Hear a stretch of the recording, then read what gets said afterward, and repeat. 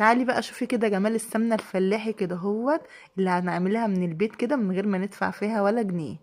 شوفوا جمال لونها كده ولا الترميلة بتاعتها، حاجة كده بجد هنعملها من البيت من غير ما ندفع فلوس. تعالي بقى شوفي عملت ايه كده هوت عشان اطلع احلى سمنة فلاحي لحلويات العيد او لنواعم العيد. وده اول حاجه كده عملتها من نواعم العيد من السمنه اللي احنا عملناها النهارده. بسم الله والصلاه والسلام على رسول الله. ازيكم حبايبي عاملين ايه؟ يا رب تكونوا بخير. تعالوا بقى النهارده زي ما قلت لكم دهوت اقول لكم ازاي عملت احلى سمنه فلاحي. بس يا ريت بقى الفيديو دوت لو عجبكم ما تبخلوش عليا بلايك، ولو انت لسه اول مره تشوفي قناتي يا ريت تشتركي في القناه عشان يوصلك مني كل جديد. يلا كده نبدا. بسم الله ونصلي على رسول الله. اللهم صل وسلم على سيدنا محمد وعلى اله واصحابه اجمعين. فاكرين لما كنت عامله معاكم الجبنه القريش اخر مره وقلت لكم انا مش هعمل الكريمه دي او الزبده وهشيلها لما احتاجها، عشان خاطر كمان كانت حبه صغيرين. حوشت عليها كده شويه كده من قشطه بتاعت وش اللبن، وهعمل بيهم بقى كده هوت احلى سمنه فلاحي بجد. يعني ما تعرفش تجيبي زيها من بره كده الكيلو ولا ب450 جنيه. جمعت كده القشطه بتاعتي كده اهوت، كنت شايله جزء في الفريزر وكان في جزء لسه بحوشه كده في التلاجة. هاخده كده من غير ما احط ايدي فيه بالمعلقه كده السيليكون كده او بمعلقه خشب. هفضل اقلب فيه كده لحد ما القوام يبدا يتقل بالشكل ده. هو لسه كده ايه يعني في اول مرحله، اللي هو ما يبدا يتقل معاكي كده نبقى قربنا كده ان هو ايه يتضرب. في ناس بتحطه في العجان، لو انت عايزه تحطيه في العجان براحتك، بس انا بصراحه ايه بكسل يعني احطه في العجان. بصوا هفضل اقلب بقى كده فيه لحد ما القوام بتاعه يختلف كده وتحسي ان يبدا يخشن. هشيل بقى كده المعلقه خلاص تقلت يعني مش عارفه ان انا اقلب بيها. فبطراطيف صوابعي كده هفضل الف كده واقلب لحد ما احس ان ايدي تبدا كده تحس كأن فيها ميه، كأنها اتبلت كده ميه. انا كل ايه شويه هوريكم المرحله المختلفه عن اللي قبلها. في الاول طبعا كان شكلها مختلف ودلوقتي شكلها إيه اختلف خالص. بصوا بقى بدات تفرول ويجي كده بحس ان خلاص بدات تجمع ميه فيها او تتبل كده ميه منها. هلم بقى كده كله كده عشان خاطر مش عايزين نهدر بقى حاجه. طبعا الحاجه غاليه وبالذات حاجه البيت بتبقى انضف من بتاعت بره بكتير. هفضل الم فيها كده لحد ما تبدأ تفرول، وهتبصي تلاقيها بدأت تطلع بقى كمية اللبن كده منها او الخض زي ما بيقولوا بقى عليه. وهنطلع بقى منها احلى زبدة. بصوا ايدي خلاص بدأت تنزل مية او تنقط مية. طبعا السمنة البلدي غالية وبتبقى كمان يعني اكترها مغشوشة. بصوا ان انا بعصرها بدأت تنقط ايه لبن. فانت كل ما تغلي اللبن شيلي منه حتة، او لو عملتي مرة جبنة قريش كده شيلي برضو الكريمة او القشطة اللي هتطلع منها. فممكن احنا من البيت هنطلع احلى سمنة من غير من احنا يعني ايه بقى نروح نشتريها بتمن غالي. يعني انت عشان تروحي تجيبي 2 كيلو سمنة فلاحي نضيفة اعملي حسابك كده على 1000 جنيه او 1000 جنيه لحاجات بسيطة.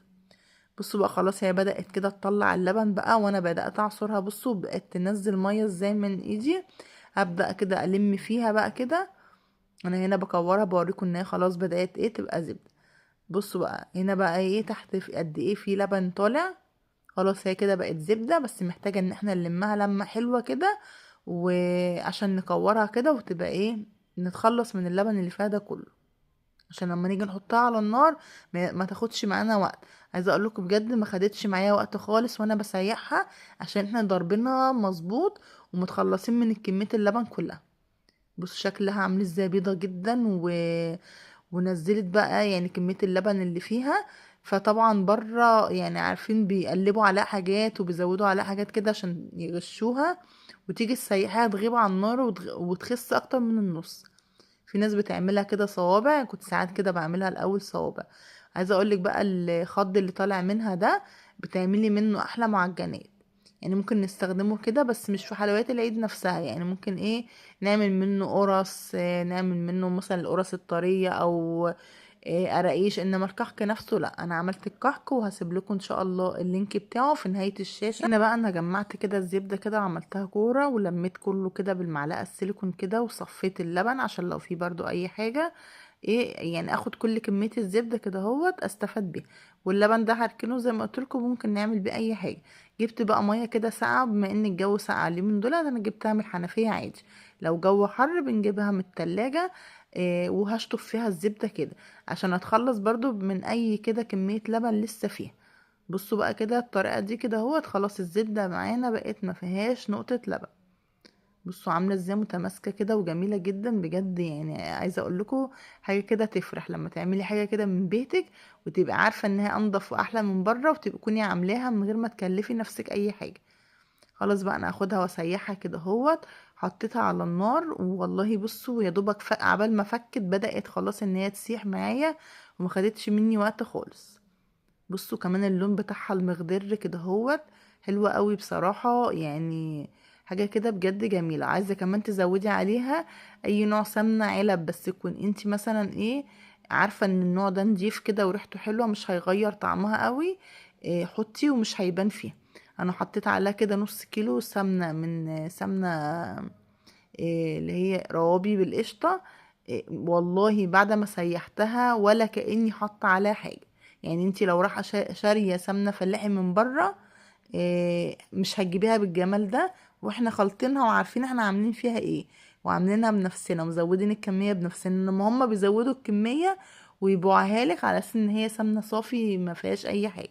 بصوا لما بتبدأ المرطة كده هوت إيه تصفر كده شوية بطفي عليها، يعني لان لما بتهدى بتغمق تاني. انا طبعا هنا سبتها هدت وبردت شويه، بس اللون بقى المرطه اغمق شويه، فانا طبعا بطفي عليها لونها افتح من كده عشان خاطر عبال لما بتهدى وبتبرد بتغمق كمان شويه. خلاص بقى بصوا صفيتها، وانا بما ان انا هستخدمها على طول يعني حلويات العيد، ففضيتها كده في حله لان ما كنتش لاقيه بصراحه برطمان صغير. ما اكذبش عليكم يعني، بصوا الحله ولا اتحرقت مننا ولا حاجه. ودي كميه المرطه اللي طلعت. عايزه اقول لك المرطه دي بتبقى طعمها حلو قوي. انا رشيت عليها شويه ملح كده في الاخر عشان خاطر تظبط طعم المرطه. بصوا بقى نوت كانت هنا على فكرة ما بردتش تماما، يعني لما قعدت كمان شوية بعد ما خلصت تصوير كانت تقلت تاني، بس انا خلاص بقى كنت ايه استخدمتها وخدت بقى منها للكحك وكده اهو. بس بجد والله بصوا مش قادرة اوصف لكم جمالها وطعمها وريحتها. بتمنى ان شاء الله ان الفيديو ده يكون عجبكم وتكونوا استفدتوا منه. يا ريت بقى الفيديو لو عجبكم ما تبخلوش عليا بلايك، ولو انت لسه اول مره تشوفي قناتي يا ريت تشتركي في القناه عشان يوصلك مني كل جديد. ما تنسوش بقى تروحوا تشوفوا فيديو الكحك كده عشان باذن الله هيعجبكم. وده كده شكله كده هوت، حبيت اوريكم كده لقطة كده بسيطة منه. يا رب كده الفيديو يكون عجبكم، اشوفكم باذن الله فيديو جديد ووصفة جديدة. والسلام عليكم ورحمة الله وبركاته.